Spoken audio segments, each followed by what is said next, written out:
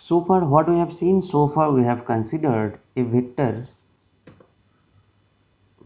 just a minute,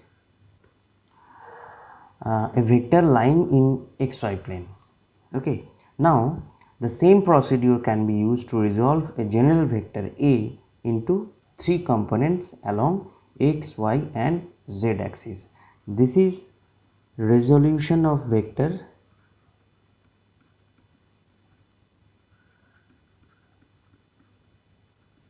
for three dimensions.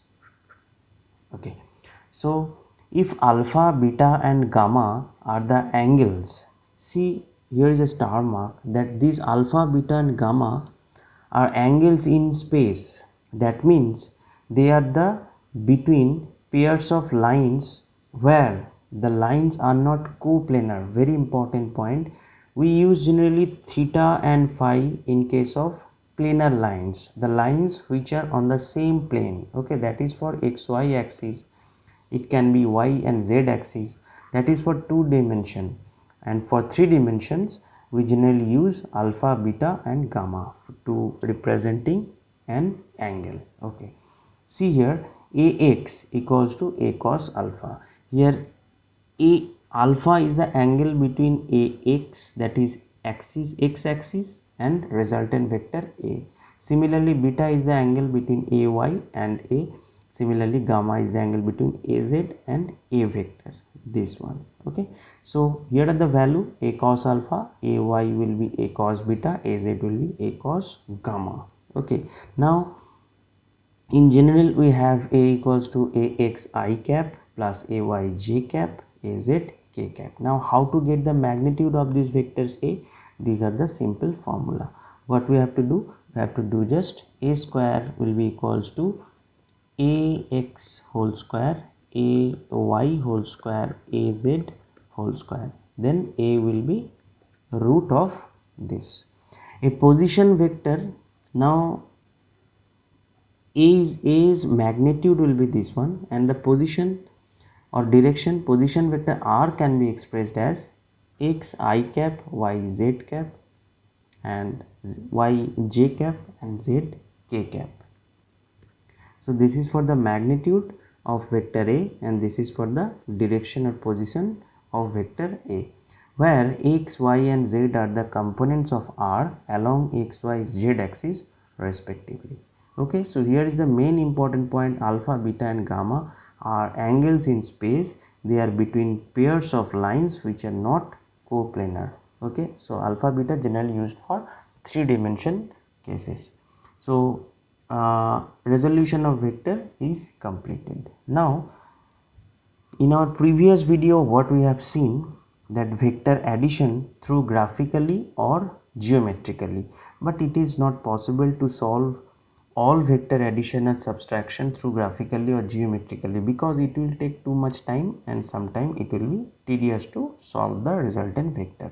So let me read this. Although the graphical method of adding vectors helps us in visualizing the vectors and the resultant vector, graphically or geometrically, whenever we are solving vector addition or subtraction, we can visualize the thing very easily, but it is sometimes tedious and has limited accuracy. It is much easier to add vectors by combining their respective components analytically. Okay, so it is very much easier to combine a vector analytically. Consider here two vectors A and B which are lying in xy plane. This is for 2 dimension. Analytical method for 2 dimension. Okay, so A and B are two vector which are lying in xy plane having components ax, ay and bx, by. So what will be the component of A? A's component is axi plus ayj. Okay, B's component is bxi cap plus byj. These are the two component. Very simple. Now let R be their sum. So what will happen? See here, A equals to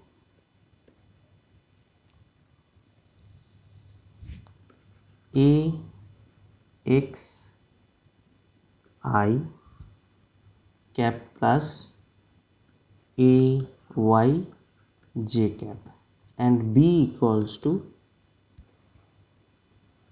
bx I cap plus by j cap. Okay, then what will be the resultant vector? Their resultant vector will be r will be equals to, very simple, a plus b. Simple, what we have to do? So a plus b will be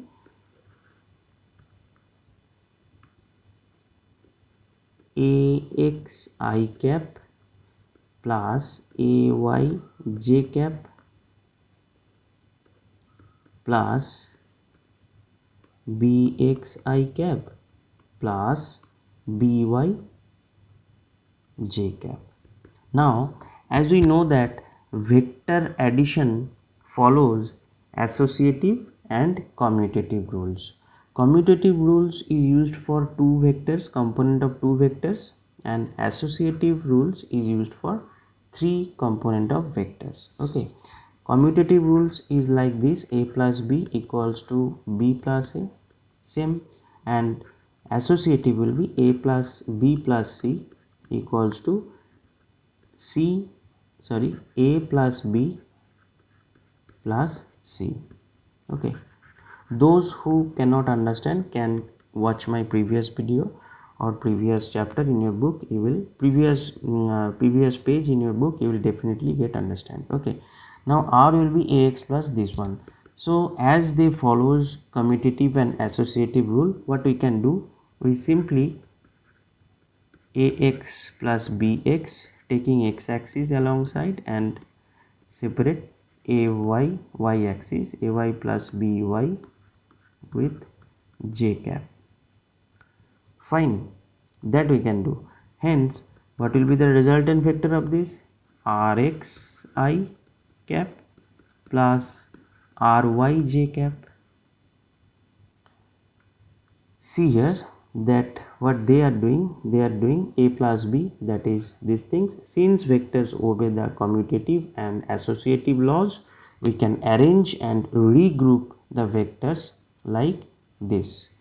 Since rx I cap plus ry j cap, what we have rx equals to ax plus c, rx equals to ax plus by, and ry equals to ay plus by.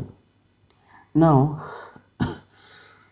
thus each component of the resultant vector r is the sum of the corresponding components of a and b. Okay, now this was for two dimension a and b. Now in three dimensions, what we have, the same vectors having a will be ax I, ay j cap, and az k cap. B will be bx I cap, by j cap, bz k cap. Then what will happen? R is equals to a plus b. Simply r is equals to a plus b. Then rx, similar, rx means rx the ax plus bx, ry ay plus by, rz az plus bz. So this method can be extended to addition and subtraction of any number of vectors. So these are the simple methods. For example, if vectors a, b and c are given as a equals to ax I cap, ay j cap, and az k cap, b equals to bx I cap, by j cap, bz k cap, and c equals to cx I cap, cy j cap, and cz k cap.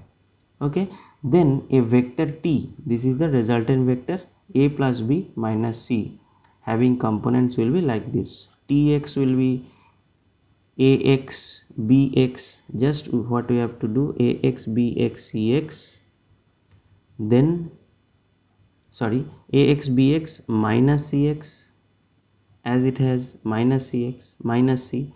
Ty will be ay by minus cy.